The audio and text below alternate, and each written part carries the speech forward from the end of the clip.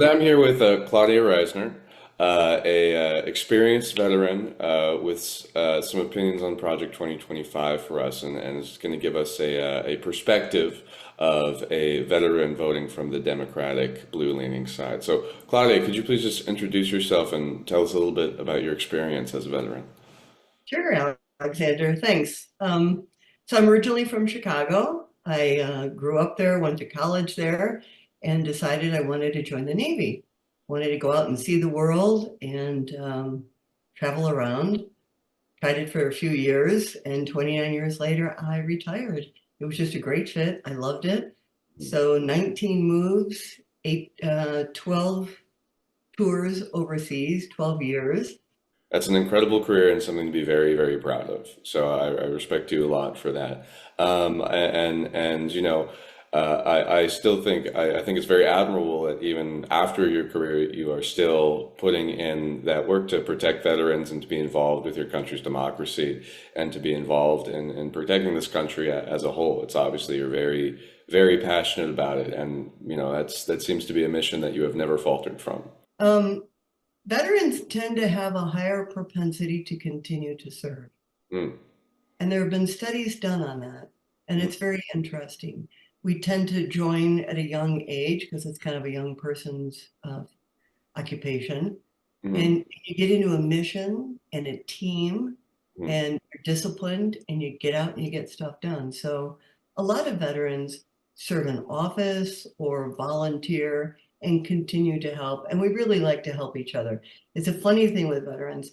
Even if you haven't served together, even if you're not the same branch, when you talk to someone who served, you immediately feel trust. With your perspective as a very experienced veteran, I would really like to hear about what do you see in Project 2025 that are the greatest threats to veterans specifically and also the country as a whole. So Project 2025, 2025, 922 pages, which I have not read all of them, but I've read quite a bit of it, especially the things that are relevant to what I'm interested in.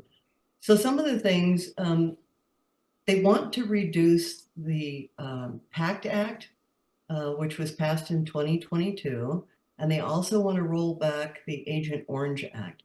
It was passed in 1991, and both of those acts were addressing the horrible, um, often deadly illnesses that were a result of being exposed to toxic substances. Agent Orange was very popular. It was used quite a bit in Vietnam, but then the burn pits in Iraq and Afghanistan. So all of those toxins that the military were exposed to have caused cancers.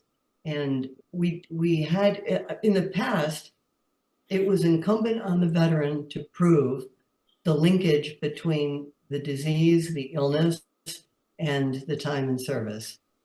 And that's not the case with these two acts. So Project 2025 wants to roll that back. They want to make access harder. They want to limit it.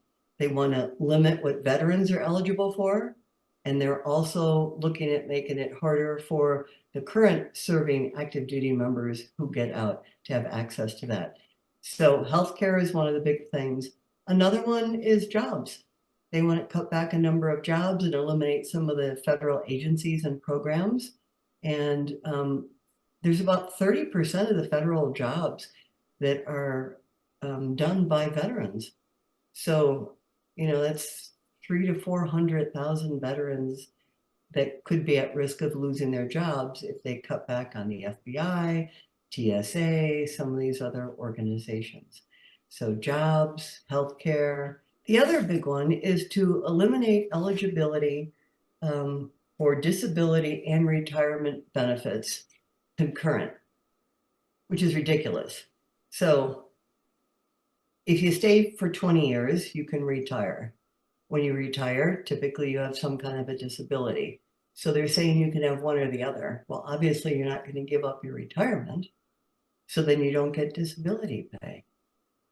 Or the other way around, if you are discharged, medically discharged, maybe you've served 5 to 15 years and you're medically discharged, you're not good.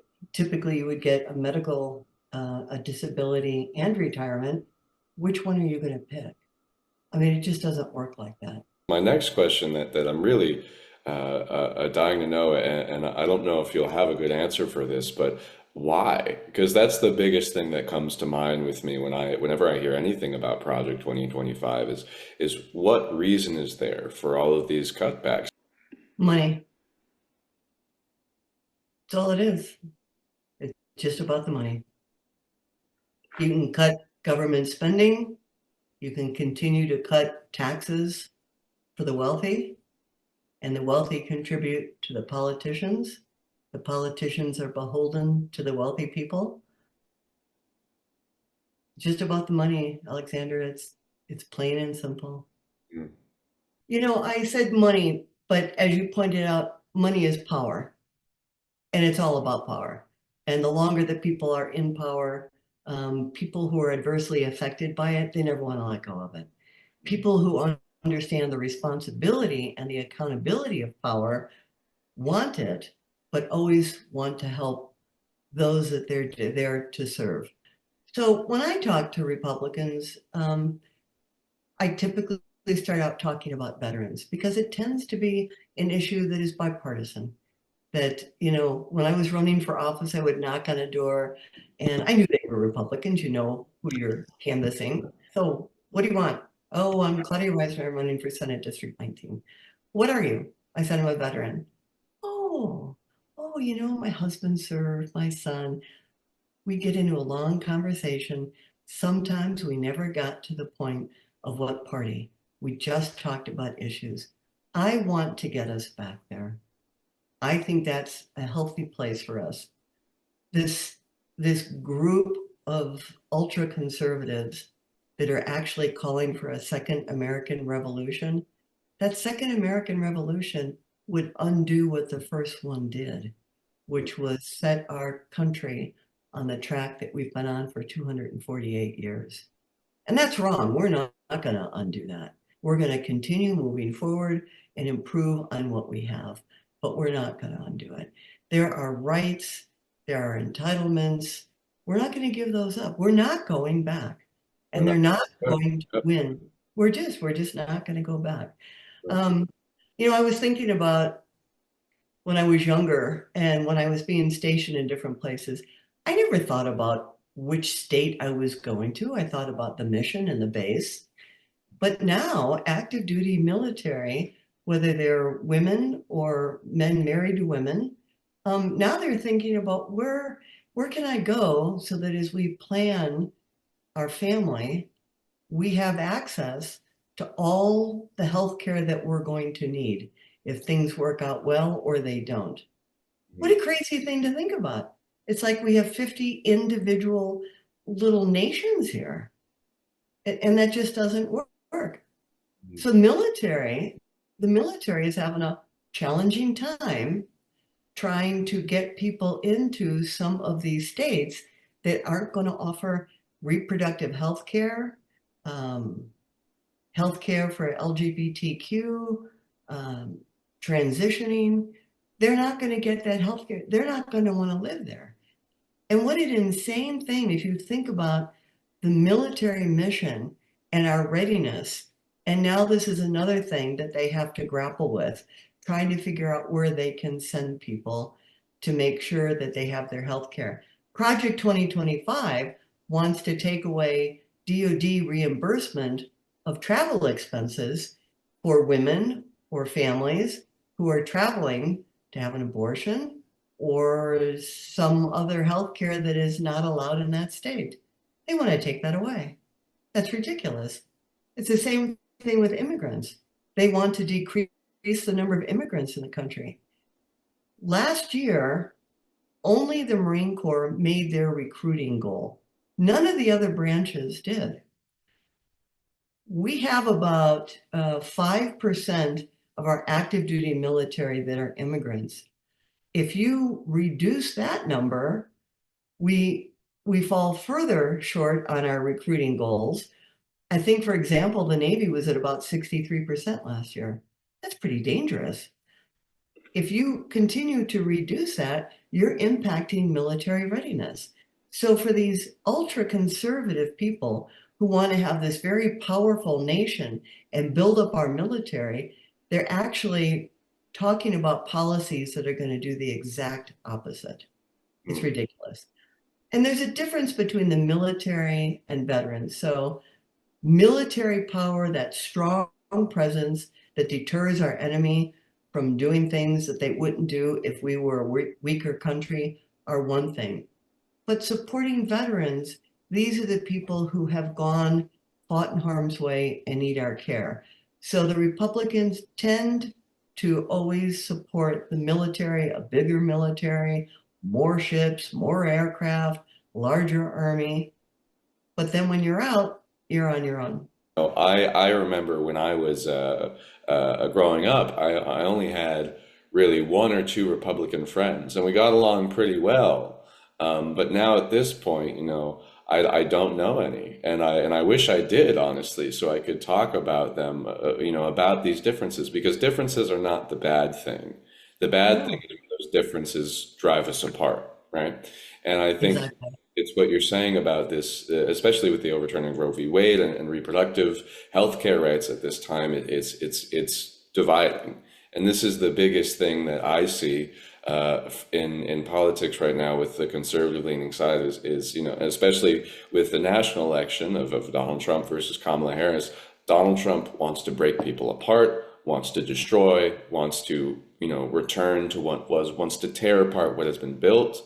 Kamala is looking towards the future of what we're doing Yep. next.